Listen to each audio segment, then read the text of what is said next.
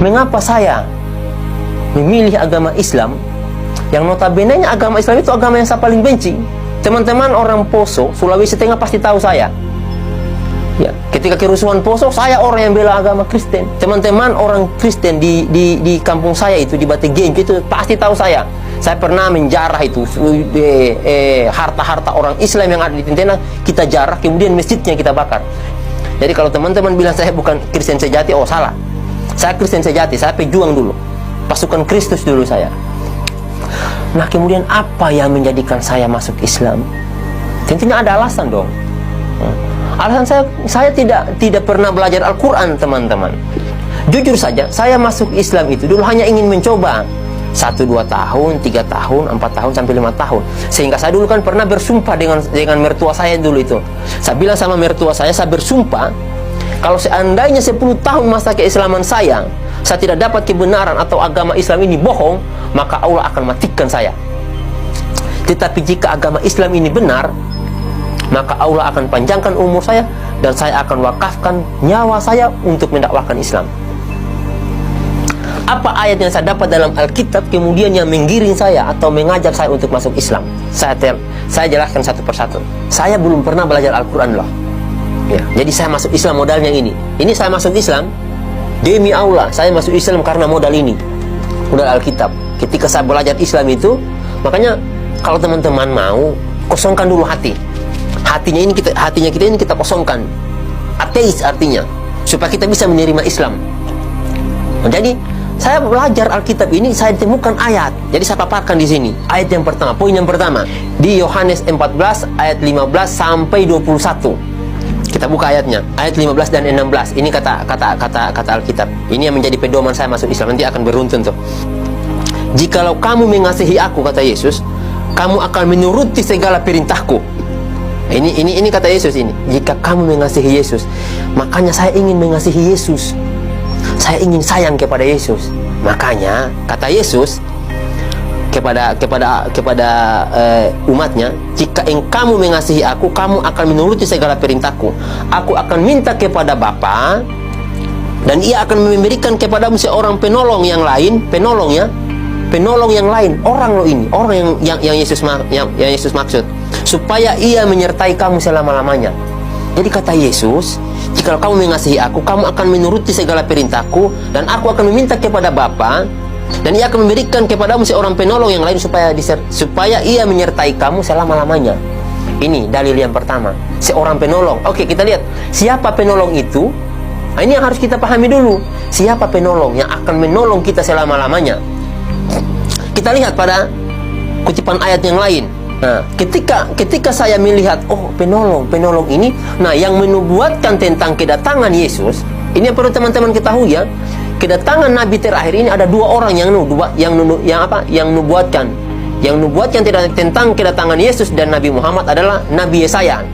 Nah, kita buka kitab Yesaya, saya cari itu di kitab Yesaya. Ternyata ada ucapan ilahi di tanah Arabia. Nah, ternyata Allah itu menurunkan firman-Nya di tanah Arab. Itu yang kedua. Setelah kita dapatkan orangnya, saya bilang, ini orang mana? Orang Arab. Nah, spesifikasinya lagi, orang Arab itu seperti apa? Dijelaskan tuh dalam Alkitab juga. Yesaya 29 ayat 12. Ini kata Alkitab. Dan apabila kitab ini diberikan kepada orang yang tidak dapat membaca dengan mengatakan, baik, bacalah ini, maka ia akan menjawab, aku tidak dapat membaca. Artinya, orang yang tidak dapat membaca itu adalah orang buta huruf. Dan satu-satunya nabi yang buta huruf setelah Yesus bukan Paulus. Paulus seorang pintar, intelektual dia. Nah, Paulus itu bukan orang buta huruf loh. Itu yang perlu teman-teman pahami. Sehingga yang saya lihat, ini yang buta huruf cuma Nabi Muhammad. Apa iya? Karena saat itu betul-betul tidak mungkin.